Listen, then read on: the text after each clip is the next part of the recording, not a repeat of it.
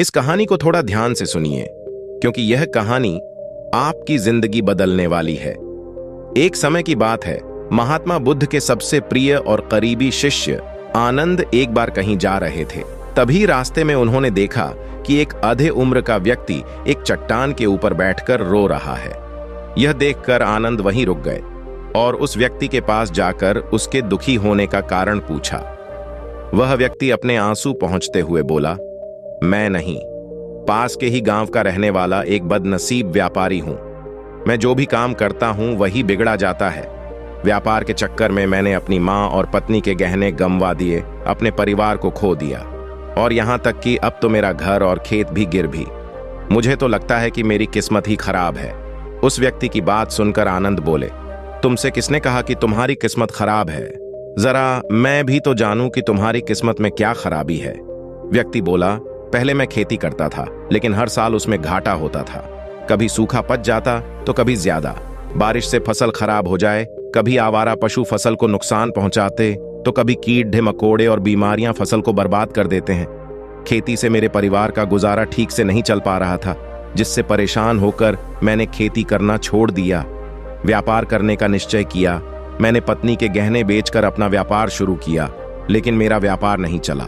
शुरू में तो मेरे परिवार वालों ने मेरी आर्थिक मदद की, मेरा साथ दिया, लेकिन जैसे जैसे मुझे नुकसान होने लगा, मेरे परिवार वालों ने भी मेरा साथ छोड़ दिया और मुझसे दूर हो गए।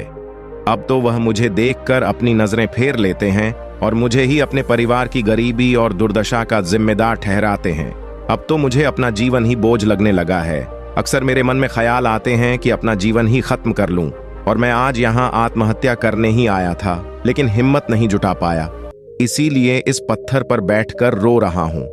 दूसरी तरफ मेरा एक मित्र है। हम दोनों ने एक ही साथ व्यापार शुरू किया था, लेकिन वह आगे बढ़ गया और मैं पीछे रह गया। मेरी इस असफलता की वजह से वह हर समय मुझे नीचा दिखाने का प्रयत्न करता रहता है और वे अक्सर मेरे घर आकर अपनी सफलता की बातें करता है।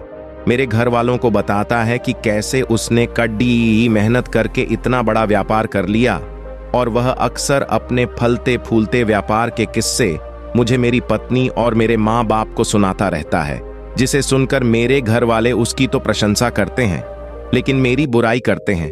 मुझे नाकारा और कम दिमाग का कहते हैं। मेरी पत्नी और माँ मुझे बात बात पर ताने मारती है, जिससे मुझे बहुत दुख पहुंचता है और कई बार खुद की नाकामयाब पर क्रोध भी आता है। लेकिन मुझे समझ नहीं आ रहा कि मैं क्या करूं। यह सुन भिक्षु आनंद ने पूछा, तुम्हें किस बात का दुख होता है? अपने असफल होने का या फिर मित्र के सफल होने का? सवाल सुनकर वह व्यक्ति एक पल के लिए सोच में फिर बोला, अगर सच कहूं तो मुझे अपने असफल होने का उतना दुख नहीं होता जितना कि मित्र के सफल होने का होता है। भिक्षु आनंद ने अगला प्रश्न किया, अगर तुम्हारा मित्र व्यापार में असफल हो जाता और तुम सफल हो जाती, तो क्या तुम खुश होते? व्यक्ति ने कहा, हां, मुझे बहुत खुशी होगी। आनंद बोले, इसका मतलब कि तुम्हारी खुशी तुम्हारी मित्र पर निर्भर करती है। अगर वह चाहे तो तुम्हें खुश कर सकता है, और अगर वह चाहे तो तुम्हें दुखी भी कर सकता है। तुम स्वयं से ना तो खुश हो सकते हो और ना ही दुखी हो सकते हो। भिक्षु की बातें सुनकर व्यक्ति थोड़ी देर के लिए सोच में पड़ गया और फिर बोला, आपकी बातें सुनकर मुझे कुछ आशा बन रही है। तभी भिक्षु आनंद ने कहा, जब हम किसी से आशा बांध लेते हैं तो उस पर निर्भर हो जाते हैं, फिर हमारी खुशी और दुख भी उसी पर निर्भर करने लगते हैं।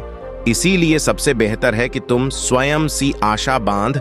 जब तुम ऐसा करोगे और साथ ही पूरी मेहनत और ईमानदारी से काम करोगे तो तुम्हें सफलता अवश्य प्राप्त होगी।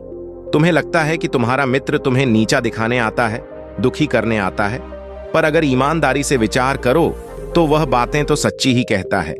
वह अपने संघर्ष और अनुभव की बातें बताता है। तुम उन बातों से बहुत कुछ सीख सकते हो। तुम्हें तो इसके लिए उसका धन्यवाद करना चाहिए कि तुम्हें घर बैठे इतने सारे अनुभव मिल रहे हैं। तुम अनुभवों का लाभ उठाओ, नई शुरुआत करो, ईमानदारी से कर्म करते जाओ, हार मत मानो।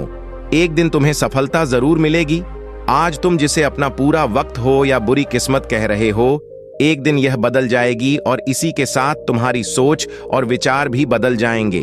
और देखना, जब तुम्हारा अच्छा समय शुरू हो जाएगा, तब तुम्हारा मित्र भी तुम्हें अपनी सफलताओं की कहानियां नहीं सुनाएगा, तुम्हें अपनी असफलताओं और परेशानियों की बातें सुनाई देगा ताकि तुम उसकी बातें सुनकर भ्रमित हो जाओ, तुम्हारा आत्मविश्वास डगमगा जाए और तुम गलत निर्णय ले सको। लेकिन उस समय भी तुम्हें अपने ही बुद्धि का प्रयोग करना होगा, स्वयं पर विश्वास रखना हो।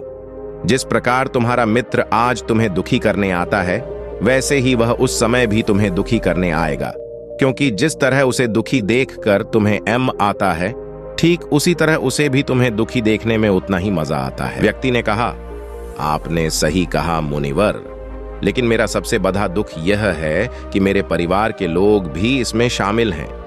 वास्तव में मैं तो अपने परिवार के लिए अच्छा करना चाहता था, उन्हें खुश रखना चाहता था, लेकिन वह भी मेरी बातों और भावनाओं को नहीं समझ रही है, मुझे ही गलत कहते हैं और पिछले कुछ समय से तो वह मेरे साथ भी नहीं है। भिक्षु आनंद ने उस व्यक्ति को समझाते हुए कहा, हम हमेशा चाहते हैं कि हम जो कुछ भी करें, लोग उसके लिए हमारी प्रशंसा करें, लेकिन आम तौर पर ऐसा नहीं होता। लोग हमारे पास आकर तारीफ नहीं करते, जिससे हम दुखी हो जाते हैं।